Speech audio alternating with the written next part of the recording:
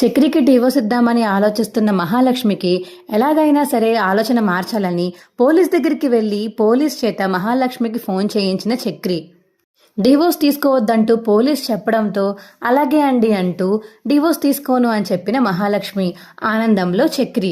అసలు ఇదంతా ఎలా జరగబోతుందో తెలుసుకోవాలనుకుంటే ఇప్పుడే మా ఛానల్ తప్పకుండా సబ్స్క్రైబ్ చేసుకుని మా వీడియోని ఒక లైక్ చేయండి.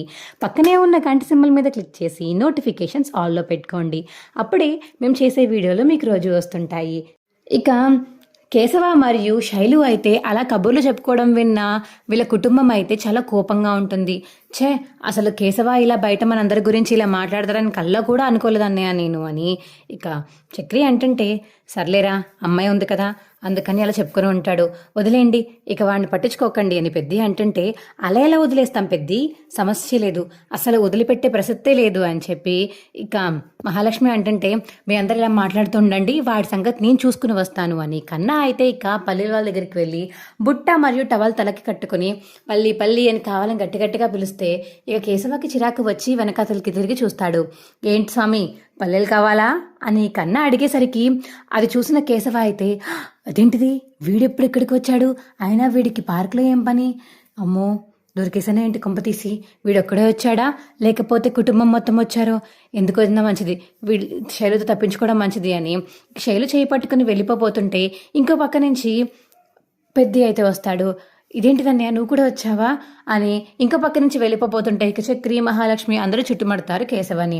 ఏంటరా కేశవ ఏమనుకుంటున్నావు నువ్వు, నీ పక్కన నీ గర్ల్ ఫ్రెండ్ ఉందని మా అందరినీ తక్కువ చేసి మాట్లాడతావా, ఏమ్మా తక్కువ చేసే కదా మాట్లాడాడు వీడు అని చక్రి అంటుంటే, అబ్బే అలాంటిదేం లేదండి అని శైలు అంటుంది.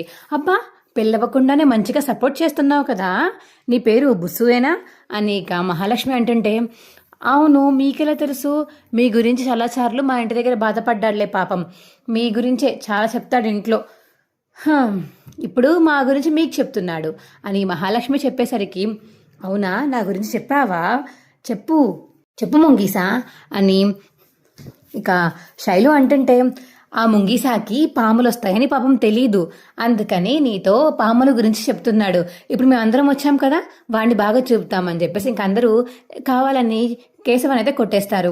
అయ్యో అయ్యో ఉండండి, ఏదో ఆయన జోక్గా కావాలని చెప్తున్నారు, మీ గురించి చాలాసార్లు చాలా అందంగా చెప్పారు, మీ గురించి చెప్పారు, చక్రి గారి గురించి చెప్పారు, మీ ఇద్దరు కలిసి ఉంటే చాలా బాగుంటుంది అనుకో చెప్పారు అని ఇక శైలు చెప్పగానే మహాలక్ష్మి అయితే చక్రిని అలా చూస్తూ ఉండిపోతుంది. ఏంటి కేశవ మీకు అలా చెప్పాడా, అవును చక్రి మీరు ప్రేమించుకుని పెళ్లి చేసుకున్నారని చెప్పాడు, మీ ఇద్దరు నిజంగానే భార్యాభర్తలని చెప్పాడు, ఏ కాదా, ఎందుకని అసలైన ఒరిజినల్ భర్త భార్యలాగా మీరు అలా మాట్లాడుతున్నారు, కాదన్నట్టు మాట్లాడుతున్నారు ఏంటి అని శైలు అడిగేసరికి, అదేమీ లేదు, ఏం లేదులే, మీ ఇద్దరు ముందు ఇష్టపడితే పెళ్లి చేసుకోండి అప్పుడు బాగుంటుంది మీ ఇద్దరికి జంట అని మహాలక్ష్మి అంటుంది. సరే మీ ఇద్దరి జంట కూడా చాలా బాగుంది చెప్తూ ఉంటాడు కేశవ, మా వదిన చాలా మంచిది అని, నిజంగా మీరు చాలా మంచి వాళ్ళ కనిపిస్తున్నారు అని శైలు అనేసరికి, సరే ఇక మేము వెళ్తాము అని మహాలక్ష్మి వాళ్ళందరూ అక్కడి నుంచి వెళ్ళిపోతారు. కేశవ అమ్మాయిని డ్రాప్ చేసిరా అనేక మహాలక్ష్మి చెప్పేసరికి, సరే వదిన అనేక కేశవ అయితే శైలుని తీసుకువెళ్తాడు.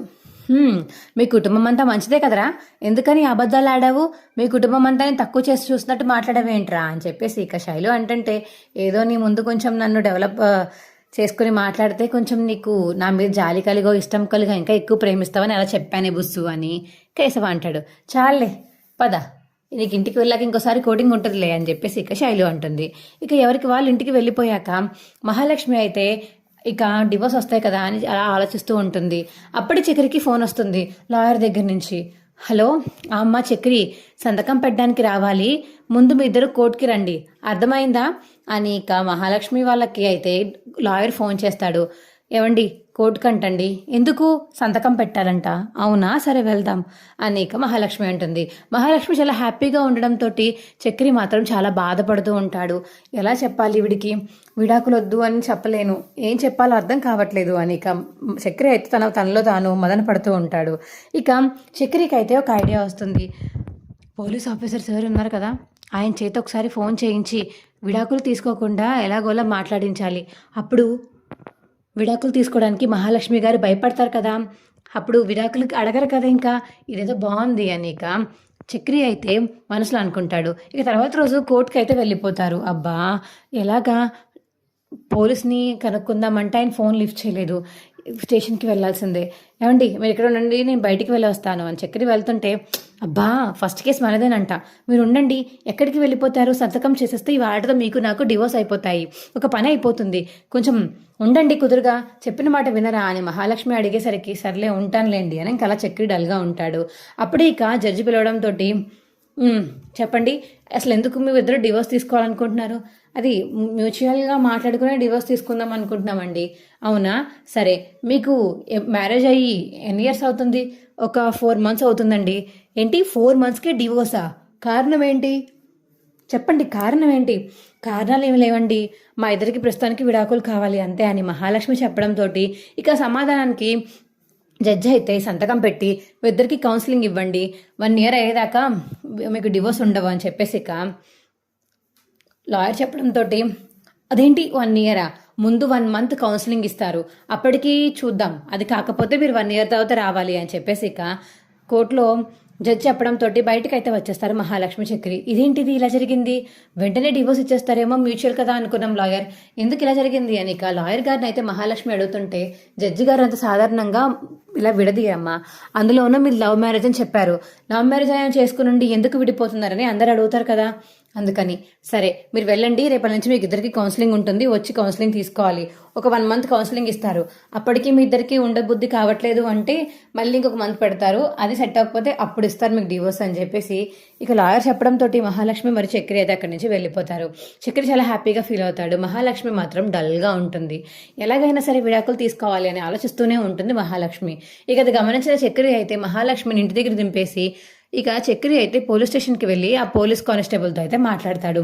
సార్ ప్లీజ్ సార్ మా ఆవిడని వదిలేసి వెళ్ళిపోతానంటుంది. ఆవిడని కొంచెం ఎలాగైనా ఒప్పించి నా పక్కనే ఉండేలా చేయండి సార్ ప్లీజ్ సార్ అని ఇక చక్రి బతంలాడుతుంటే సరే చేస్తాను ఏడవకు చేస్తానుండు అని ఇక మహాలక్ష్మికి అయితే ఫోన్ చేస్తాడు పోలీస్.